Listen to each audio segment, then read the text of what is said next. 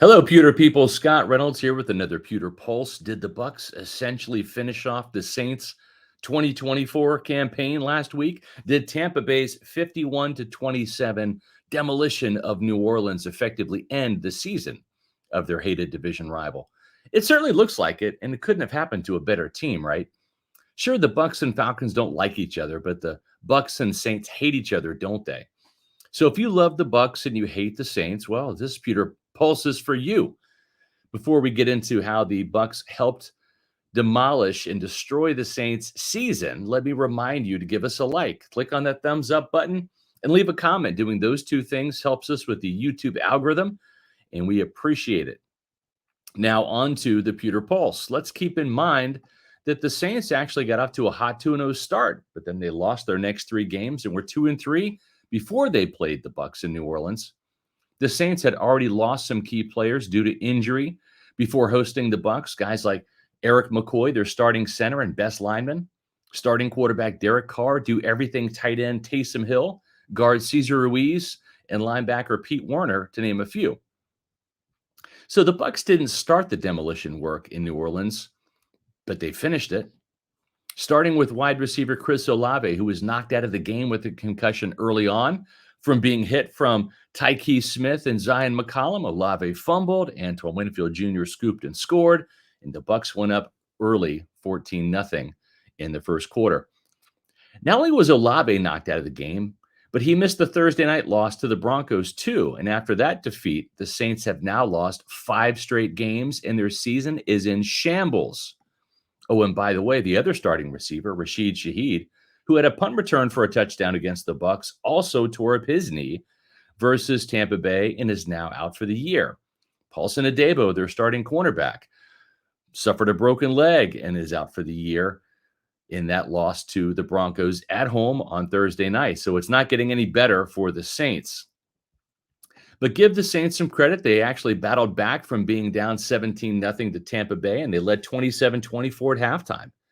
But then the Bucs came out and ran roughshod over the Saints, literally to the tune of 277 yards, and outscored New Orleans 27-0 in the second half.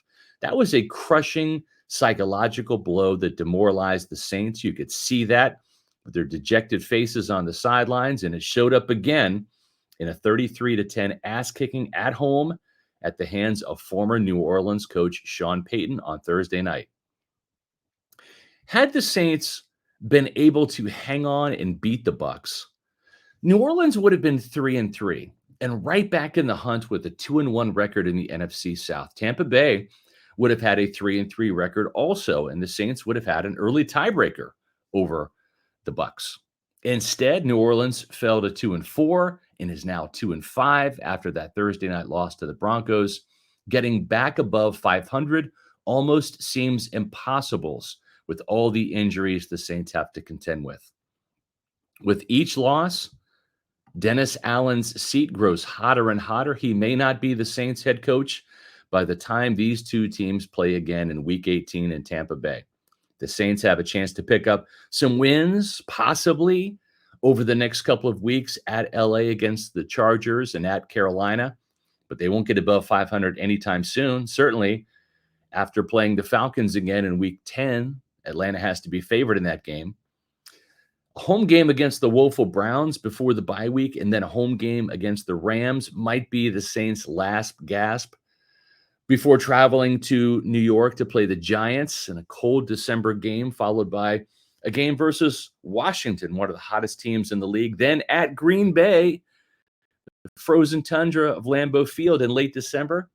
Then a home game versus Las Vegas and a road game at Tampa Bay in the season finale. Maybe New Orleans should pay more attention to what Jason Light and Mike Greenberg are doing in Tampa Bay when it comes to team building and salary cap management, and take some notes. Over the last couple of years, the Saints haven't drafted well, and they've decided to keep their better yet older players, even though those players were showing some real signs of decline. The Saints decided to restructure those deals and re-sign some of those players rather than invest in younger, better, and more affordable talent. Now the likes of Demario Davis, Safety Tyrann Mathieu, defensive end Cameron Jordan, and tight end Taysom Hill are past their prime. Jordan is done at age 35, but he has nearly $24 million in dead salary cap money that the Saints would have to account for if they move on from him after this year. Mathieu is 32, and parting ways with him after this year will leave $12.3 million in dead cap money. Hill is 34 and will account for $17.7 million in dead cap money if they part ways with him. And by the way, New Orleans is already $81 million over the 2025 salary cap. Marshawn Lattimore, their cornerback, their top corner, is 28. But like former Bucs cornerback Carlton Davis, injuries are catching up with him. He had to leave Thursday night's game due to a hamstring injury, and he still has $20.6 million in guaranteed money left on his deal. That will result in another big dead cap hit if the Saints move on from him in 2025 as his skills continue to decline. This couldn't happen to a better team, right? After all, it was the Saints who helped derail the Bucs' chances of repeating as Super Bowl champions when Chris Godwin's knee was taken out with a low hit. New Orleans was the bully on the block in the NFC South from 2017 to 2020, and they took a lot of pride in that. The Saints won 4 NFC South championships during that span, but they didn't even make it to the Super Bowl. Instead, the Bucs did, and they won.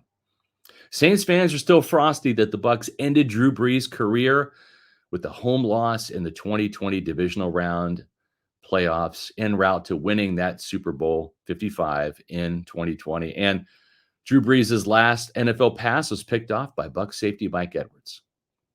New Orleans fans at this point, they're jealous that the Bucs have had 4 straight playoff appearances while the Saints haven't made it to the postseason over the past 3 years, and they're not going to the playoffs this year.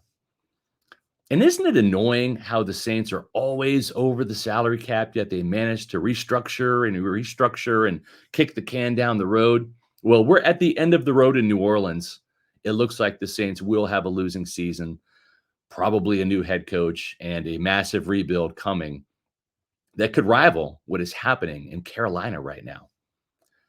Tampa Bay's 51-27 win at New Orleans quickly turned the NFC South into a 2-team race between the Bucs and the Falcons.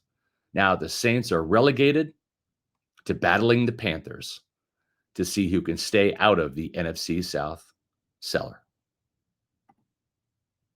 Folks, if you're a Bucs fan, you got to check us out at Pewter Report TV, our YouTube channel. Make sure you hit the subscribe button and join the almost 16,000 Bucs fans we have following our channel. For more Pewter Pulse videos and great other Bucs video content like our Pewter Report podcast, our Pewter pregame show, Pewter Game Day, you can find it all at Pewter Report TV.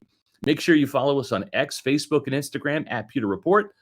And also visit pewterreport.com for all the latest breaking news, inside scoop, game coverage, expert analysis, transactions, injury reports, and everything you need to know to make you the smartest Bucs fan around.